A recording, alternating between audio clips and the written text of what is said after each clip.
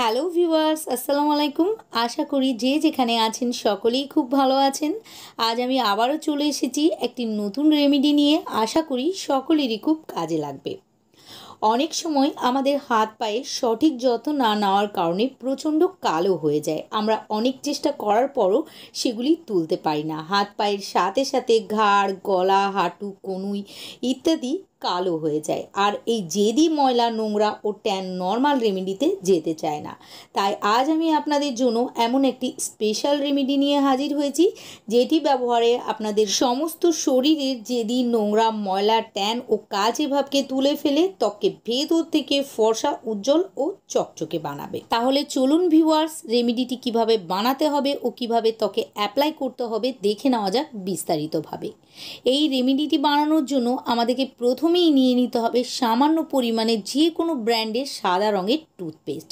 এটি যেমন আমাদের দাঁত ও মাড়ির নোংরা ময়লাকে খুব সহজেই পরিষ্কার করতে পারে, ঠিক সেই রকমভাবে আমাদের ত্বকের মধ্যে জমে থাকা নোংরা ময়লাকে ডিপলি ক্লিন করে ত্বকের রঙকে ফর্সা বানাতে সাহায্য করে। এখানে সামান্য পরিমাণে টুথপেস্ট নিলেই হবে। এই দেখুন, আমি যতটা নিয়ে নিয়েছি ঠিক ততটাই নিয়ে নেবেন। বেশি পরিমাণে নিলে ত্বক জ্বালা করতে পারে। এবার আমাদেরকে এর মধ্যে দিতে হবে অর্ধেকটা লেবুর রস।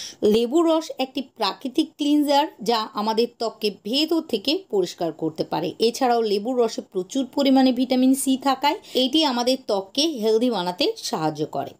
নেক্সট, এর মধ্যে 2 চা চামচ টক দই দিয়ে খুব ভালোভাবে প্রথমে মিশিয়ে নিতে হবে। টক দইয়ের মধ্যে থাকা ল্যাকটিক অ্যাসিড আমাদের ত্বককে যে কোনো ধরনের সংক্রমণের হাত থেকে রক্ষা করে।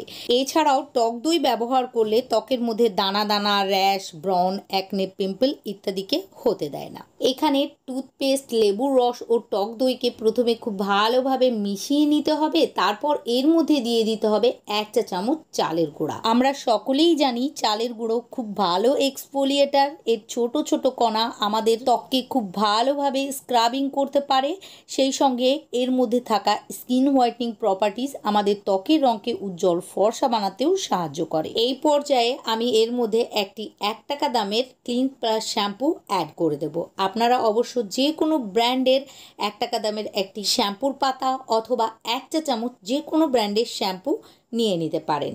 আমরা সাধারণত মাথার চুল ও স্ক্যাল্পকে পরিষ্কার করতে শ্যাম্পু ইউজ করে থাকি, কিন্তু আমরা অনেকেই হয়তো জানি না শ্যাম্পু আমাদের চুল ও স্ক্যাল্পকে পরিষ্কার করার সাথে সাথে এটি দিয়ে আমাদের সারা শরীরের জেদি, নোংরা, ময়লা ও কালচে ভাবকে তুলে ত্বককে ধবধবে ফর্সা করে নেওয়া যায়। আপনারা আমার কথা মতো একবার এই রেমেডিটি লাগিয়ে দেখুন, তাহলে আপনারা নিজেরাই ফার্স্টবার ইউজ করার পরই বুঝতে পারবেন যে আপনাদের ত্বকের কতটা পার্থক্য হয়েছে। আপনারা যদি এই রেমেডিটি গোসল করার আগে লাগাতে পারেন তাহলে সব থেকে ভালো কাজে দেবে। তাছাড়াও যদি আপনাদের সময় না থাকে তাহলে আপনারা যে কোনো সময়ে লাগিয়ে নিতে পারেন। এখানে শ্যাম্পু অ্যাড করার পর সবগুলি উপকরণকে একসঙ্গে ভালোভাবে মিশিয়ে নিতে হবে। আর মিশিয়ে নেওয়ার পরে আপনাদের হাত, পা, ঘাড়, বগল, কনুই অথবা যে অংশ কালো নোংরা ময়লার পরত জমে গিয়েছে, দেখতে একদমই বিচ্ছিরি দেখাচ্ছে,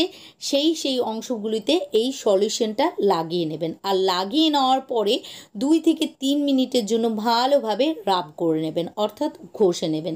আপনারা হাতের সাহায্যেও ঘষে নিতে পারেন অথবা যেই অর্ধেকটা লেবুর রস আমরা ইউজ করেছি সেই খোসাটা দিয়েও রাব করে নিতে পারেন। আর রাব করে নেওয়ার পরে নর্মাল পানি দিয়ে খুব ভালোভাবে ত্বককে ধুয়ে ফেলতে হবে। আর ধুয়ে ফেলার পরে অবশ্যই আপনাদেরকে কোনো একটা ময়শ্চারাইজার ত্বকের মধ্যে অ্যাপ্লাই করতে হবে। এই রেমেডিটি একদমই স্টোর করে রাখা যাবে না, যেদিন বানাবেন সেই দিনই আপনাদের ত্বকে অ্যাপ্লাই করতে হবে। আর এটি আপনারা যদি সপ্তাহে 1 দিন করে করেন তাহলেই যথেষ্ট। আর মুখের ত্বক খুব সেনসিটিভ হয়, তাই মুখের ত্বকে আপনারা এটি অ্যাপ্লাই করবেন না। আশা করি আজকের রেমেডিটি ভালো লেগেছে। ভালো লাগলে অবশ্যই লাইক ও শেয়ার করে দেবেন।